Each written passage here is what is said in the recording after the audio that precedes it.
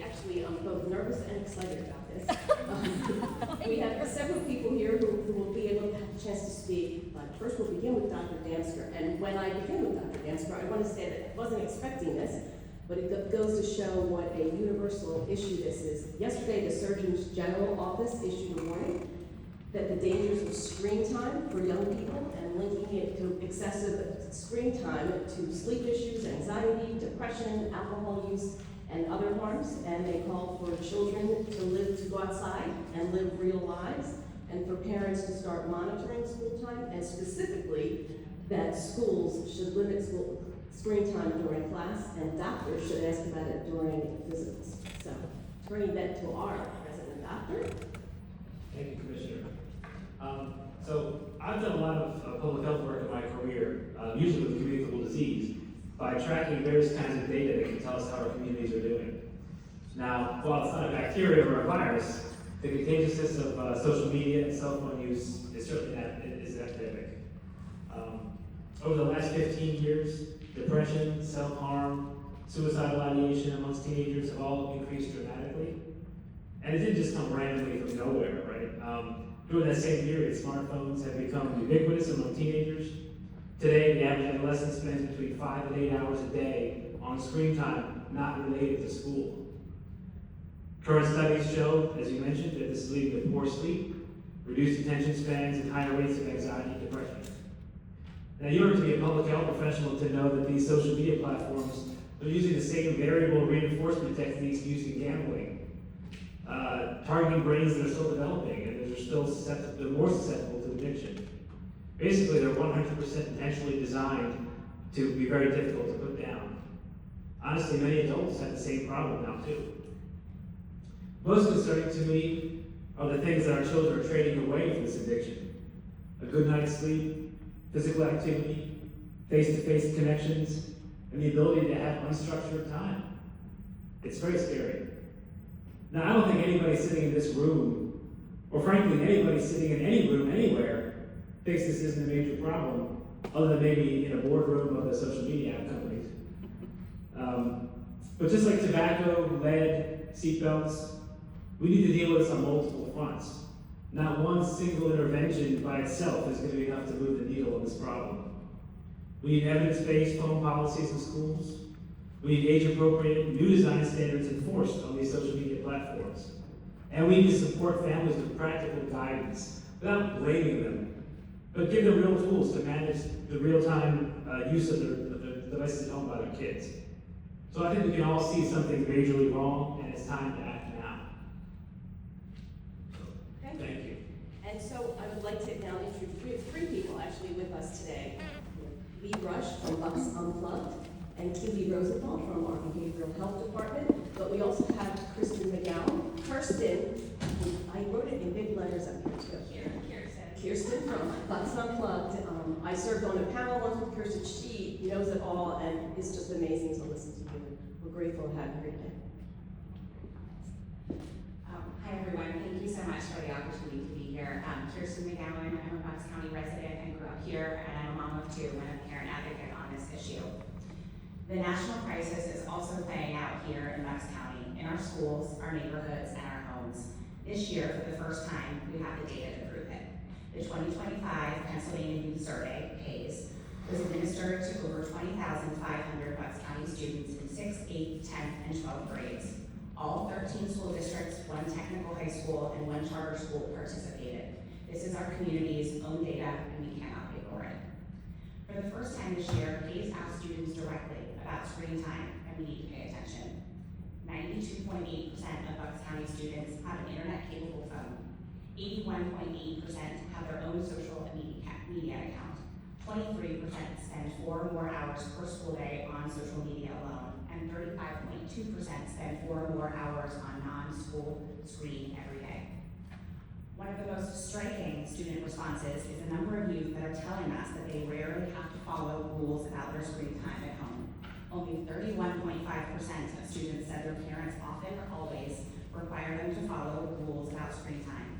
That means 7 out of 10 of our kids are navigating the internet largely unsupervised every single day. Now let's look at what the screen exposure is doing to our kids' mental health. 1 in 5 students did not report good mental health in the past month. And among our 10th and 12th graders, only about 73 to 75% reported good mental health. As students get older and screen use intensifies, the numbers get worse. 29.3% of Bucks County students felt depressed or sad most days in the past 12 months. 21.4% felt so sad they stopped doing usual activities. 11.7% seriously considered attempting suicide, 8.4% planned their suicide, and 3.6% attempted suicide. A staggering number that makes up over 700 youth here in Bucks County. To our schools, you now have district level PACE data.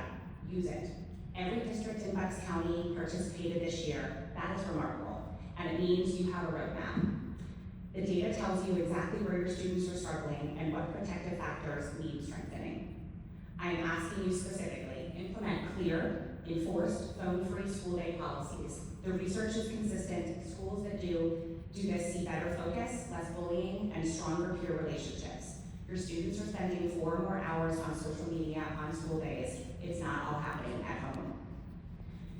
To our community organizations, faith communities, and local leaders, PACE data shows us something hopeful too.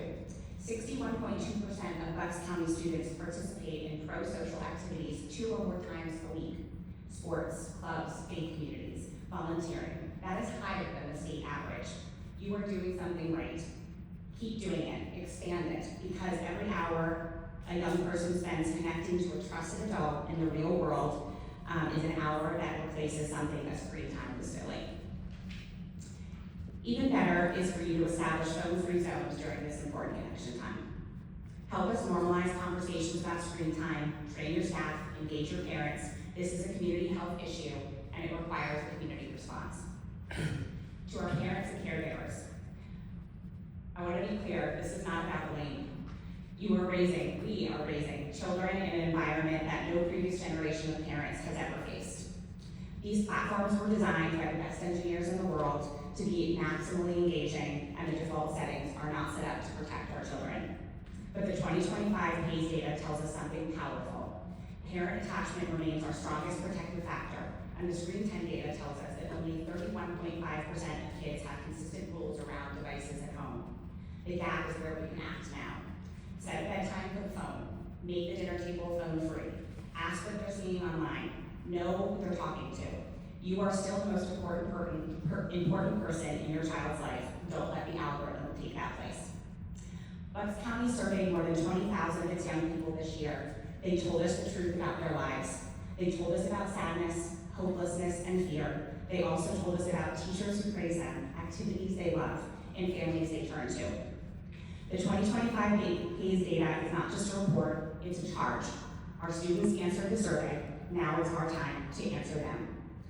Some of the important work has already begun through local Wait Until 8 chapters, Penridge Unplugged, Central Bucks Unplugged, and we're really excited to announce a new resource to support our community we are launching later this week. Bucks Unplugged is a public health initiative to share research, resources, and events to help families, schools, and community members make informed decisions about kids and technologies. Here's a sneak peek. Thank you, commissioners, for the opportunity to raise awareness and to start collaborating on our Bucks response and commitment to our kids. Thank you. Okay.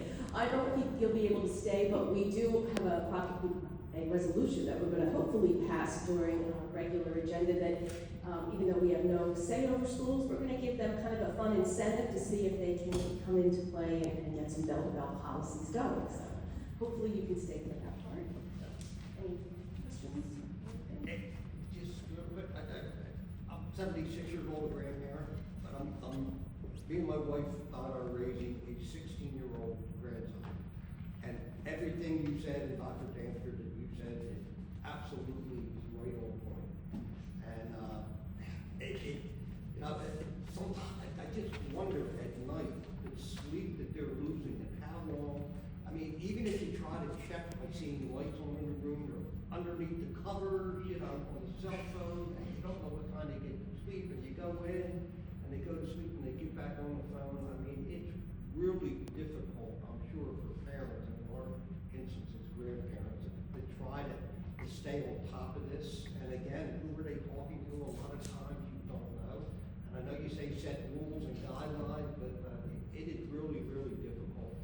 The school that he goes to, which is a high school, just finishing his sophomore year, has banned the use of cell phones during the day, which I think we're going to do with the resolution. And I think that is a really good idea for all the schools. It is really difficult to reach these kids, I'm sure, for many, many, many parents. And I think all the statistics you have about depression and suicide are all absolutely probably right on. Yeah, thank you, I appreciate it. I especially appreciate Kirsten, what you talked about in terms of parents. My kids are in their mid to late 20s, and so smartphones came around. I was able to get, they were through elementary school, they were through middle school when smartphones came around. So their first phones were slides. Lucky you. So, but it was interesting because as a teacher, I saw the impact. But I remember maybe 8 or 9 years ago, standing in the hallway, classes were changing, and a teacher from across the hall, was about 10 years younger than I was, had kids about 10 years younger than mine.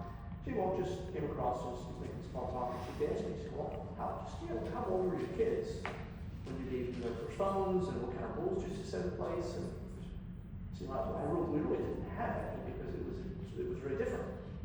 And it really is, and I've said this publicly to people, this is the first generation of parents that's had to go through this.